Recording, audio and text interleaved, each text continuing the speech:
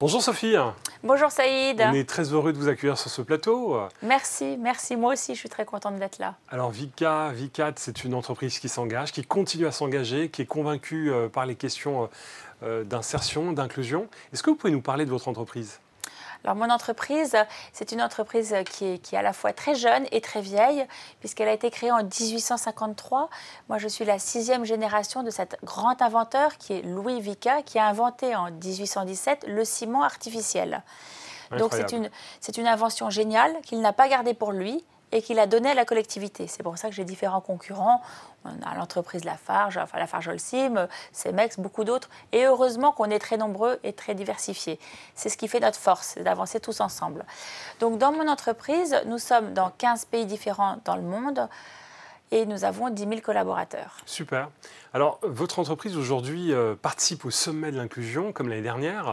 Qu'est-ce que vous attendez particulièrement cette année du sommet de l'inclusion économique ? Alors pour moi, ce sommet-là, c'est des rencontres. C'est de rencontrer des jeunes, c'est de rencontrer des acteurs de l'inclusion et d'ensemble partager et avancer tous ensemble et pas en silo, mais d'avancer ensemble, de se retrouver d'une année sur l'autre.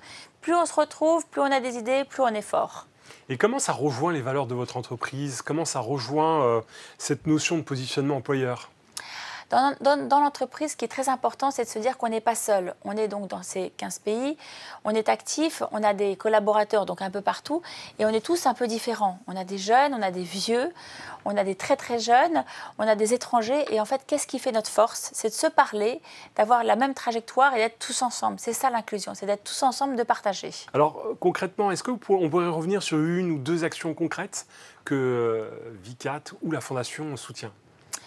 Alors, dans la diversité, on s'est engagé sur beaucoup de domaines. On s'est engagé sur le handicap, particulièrement parce que c'est quand même compliqué, le handicap. On a du mal à sourcer des personnes en situation de handicap et on espère que ça va changer, mais ça ne change pas. Donc, comment faire pour en avoir plus ? Il faut en effet avoir des bons recruteurs, changer parfois et être un peu disruptif, changer notre façon de recruter, faire un peu plus confiance à certaines personnes.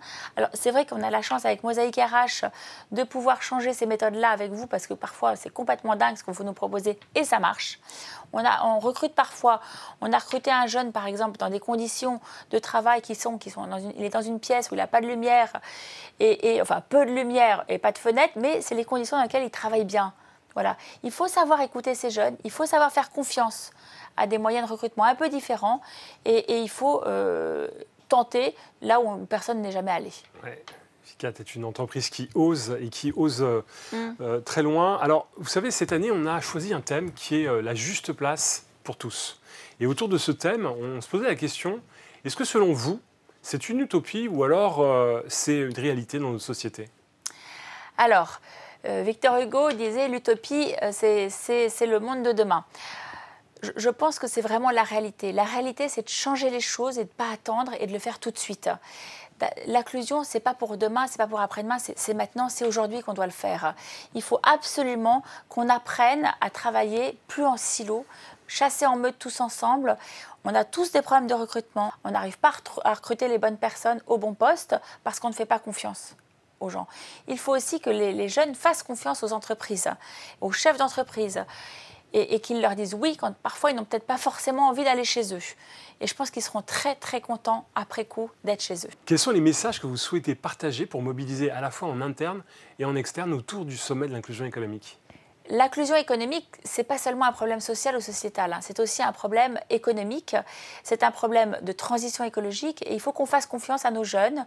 L'égalité homme-femme, c'est très important pour nous. On doit faire attention, on doit recruter toutes sortes de jeunes, les jeunes qui ont envie de travailler. Et nous-mêmes, entreprises, nous devons nous engager auprès d'eux pour mieux les connaître, ces jeunes-là. On doit leur faire confiance et on doit être conscient qu'on est après la Covid. On a des façons de recruter qui sont différentes, on a des jeunes qui sont différents. On doit les écouter et ils doivent nous aider à être dans cette transition écologique. Parfait. Merci beaucoup, Sophie. Merci, Saïd. Et rendez-vous le 28 novembre. Je serai là.